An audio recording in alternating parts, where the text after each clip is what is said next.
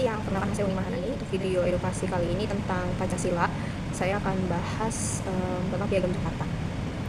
Nah, untuk teman-teman sekalian, kalian tahu gak Pancasila yang kita kenal sekarang dengan Pancasila yang dirumuskan tahun 1945 itu ada sedikit atau hampir berbeda dengan Pancasila itu, karena ada beberapa nilai-nilai yang mulai digerus. Nah, sebelum itu aku coba jelasin dulu sejarahnya bagaimana.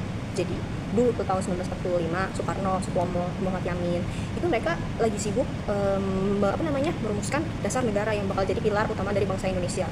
Nah, pertama, mereka tuh mengesahkan yang namanya Piagam Jakarta. Nah, Piagam Jakarta tuh ada 6 sila. Nah, tapi ada satu sila yang lumayan berat. Jadi itu di sila pertama, itu ketuhanan Maha Esa. Itu semua orang Islam itu wajib menjalankan syariat Islam. Itu mulai agak kontroversial, mengingat bangsa Indonesia itu kan plural ya, beraneka macam orangnya, ada orang Jawa, ada orang yang non Muslim, bahkan pada saat itu kan masih banyak animisme atau kepercayaan tradisional kayak kejawen gitu kan. Nah, maka dari itu Soekarno mencetuskan Pancasila yang hanya terdiri dari 5 sila saja.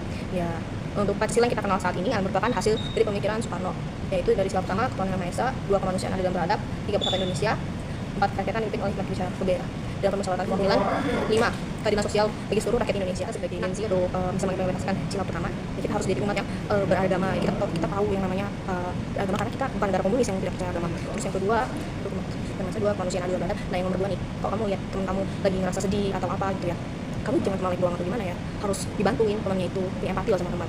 Terus yang ketiga, persatuan Indonesia. Jadi kalian ya guys, dalam berbicara dalam berkomentar atau beropini dalam media sosial, karena satu ketika kalian bisa memecah belah bangsa gitu. Dan jangan rasisme gitu, terutama biasanya sering jadi korban rasisme itu dari Papua ya, lu jangan suka berkomentar yang mengandung sara dan rasisme.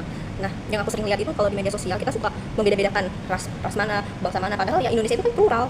Kalian dari berbagai macam pulau, tapi kalian tuh suka menghina bangsa sendiri. Kayak kalau aku lihat ya di medsos, hitam lah, keriting lah, kamu Cina lah, kamu inilah, kan nggak baik ya. Nah, kita stop berperilaku seperti itu. Nah, yang keempat, ini khususnya untuk pemerintah sih, tapi kita sebagai rakyat ya, kita juga harus berpartisipasi aktif dalam untuk negara kita.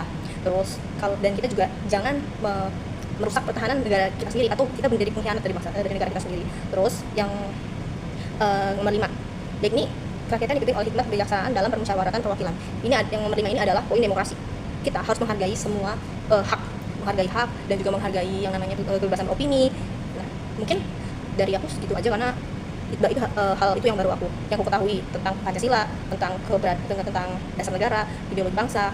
Karena apa yang kita hadapi sekarang itu tidak sama seperti yang hampir ada beberapa perbedaan dengan apa yang kita hadapi di tahun 1940-an gitu. Baik, terima kasih.